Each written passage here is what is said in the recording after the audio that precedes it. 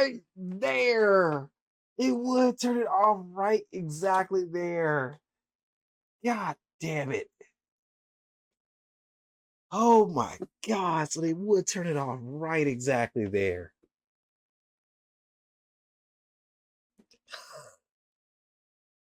God damn. Episode 11 of Kaiju number 8. It's crazy. Which I thought that this section would come up at some point.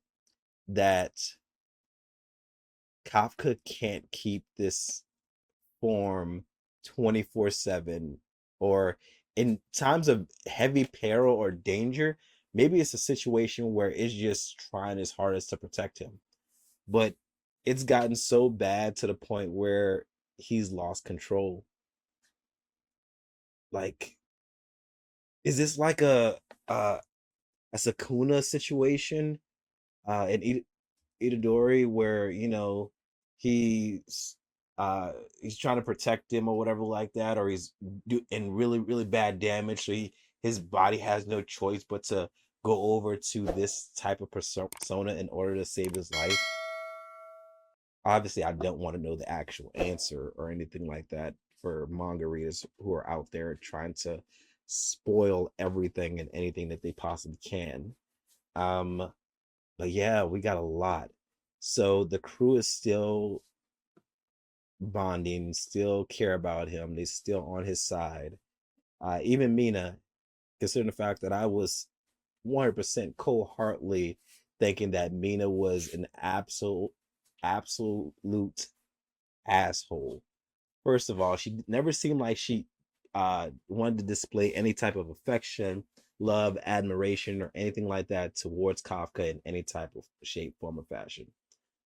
But um, it seemed like no, she's actually just putting on a mask, putting on a persona, so that way she still at the end of the day has to act as her position, and can't allow her like personal feelings to get into in the way of um how she conducts herself when it comes down to her job and her career.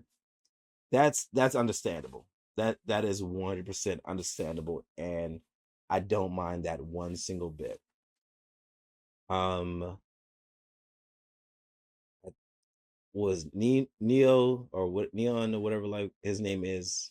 Um, he's apparently being separated off to a different division. So are we going to be following different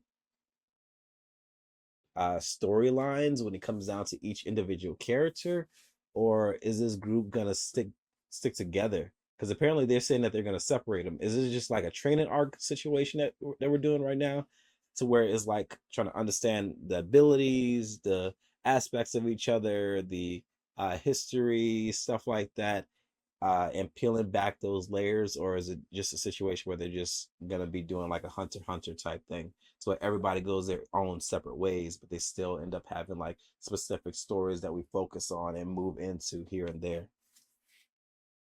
So I'm curious about the story aspect of exactly where this series can move forward from at this point.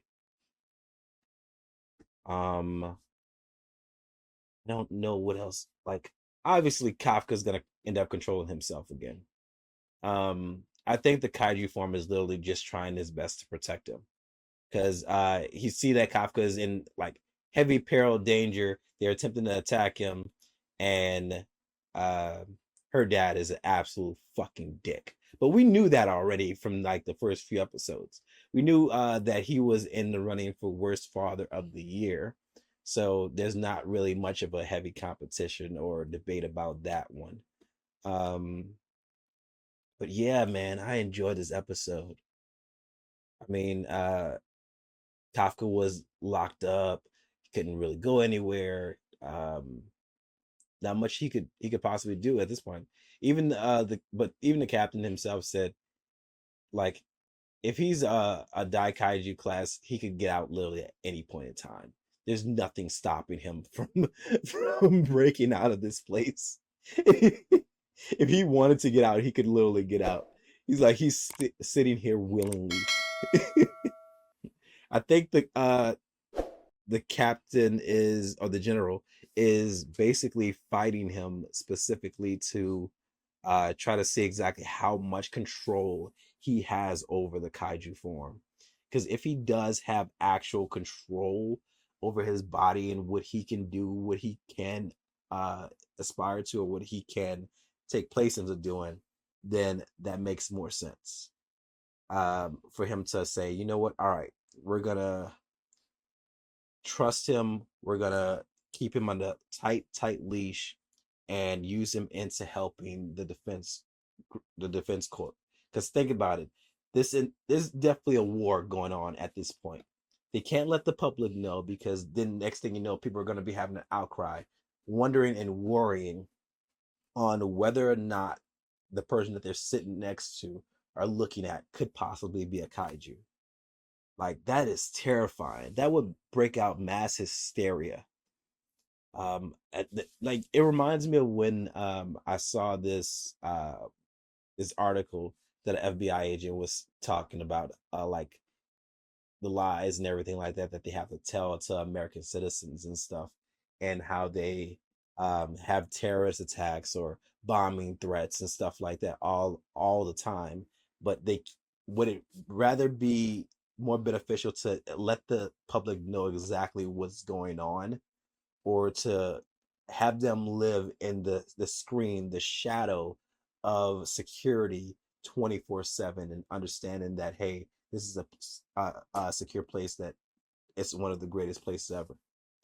Like, that's just basically what this is. And I love every single moment they end up using the Godzilla soundtrack. Obviously, they're remixing it a little bit to where it sounds like the Godzilla soundtrack, but they're not gonna get a copyright strike in any type of way. Um, but yeah, I enjoyed this episode. I hope you guys enjoy my reactions and my reviews. If you are enjoying them, please be sure to hit the thumbs up button and subscribe down below for more videos just like this one. Make sure you like me, love me, and talk me down below, and I'm gonna see you guys next video. Peace.